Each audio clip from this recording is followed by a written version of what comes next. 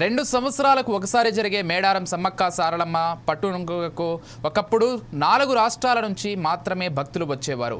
4 రోజులు సుమారు 2 కోట్ల మంది భక్తులు ఈ వనదేవతలను దర్శించుకుంటారు. ఈసారి కాంగ్రెస్ ప్రభుత్వం అధికారం వచ్చిన తర్వాత మేడారం వనదేవతలకు కొత్త రూపురేఖలు రావడం జరిగింది. అంతేకాకుండా సమ్మక్క సారలమ్మ యొక్క గొప్ప విశిష్టతను బయట ప్రపంచానికి తెలిసే విధంగా ఒక చారిత్రక కట్టడంగా మేడారం గద్దెల చుట్టూ కట్టడాలు కట్టడం జరిగింది. ఈ మధ్యకాలంలో రాష్ట్రాలు దాటి దేశాలకు వ్యాప్తి చెందడంతో న్యూజిలాండ్కు చెందిన భక్తులు కూడా రావడం జరిగింది.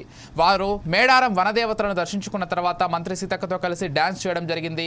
ఇంతటి ప్రఖ్యాతిగాంచిన మేడారం వనదేవతలను దర్శించుకోవడానికి దేశాలు దాటి రావడంతో రానున్న రోజుల్లో మేడారం ఇంకా అభివృద్ధి చెందే దిశగా వెళ్తుంది అనుకోవచ్చు. ఏదేమైనప్పటికీ మేడారం సమ్మక్క సారలమ్మ దర్శనాలపై మా Telangana bureau Sudhakar ground report.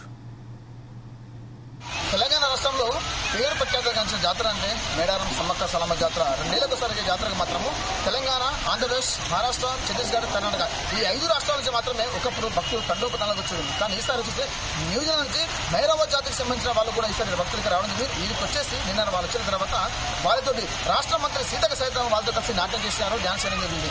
ఏదేమైనా ఒకప్పుడు మేడారం అంటే మాత్రం తెలుగు రాష్ట్రాలు అంతగా ఛత్తీస్గఢ్ అంటే మహారాష్ట్ర ఈ 2 రాష్ట్రాల్లో ఎక్కువ ఆదివాసులు ఉంటారు. కాబట్టి ఈ 4 రాష్ట్రాలకు సంబంధించిన వాళ్ళే ఎక్కువగా ఈ మేడారం వనదేవతను దర్శించుకునే వాళ్ళు. కానీ ఈసారి రాష్ట్ర ప్రభుత్వము మేడారం జాతరను ఎక్కడ లేని విధంగా నిధులతోటి అంటే సుమారు 250 కోట్ల రూపాయల నిధులతోటి దాన్ని హంగులు తేవడం జరిగింది.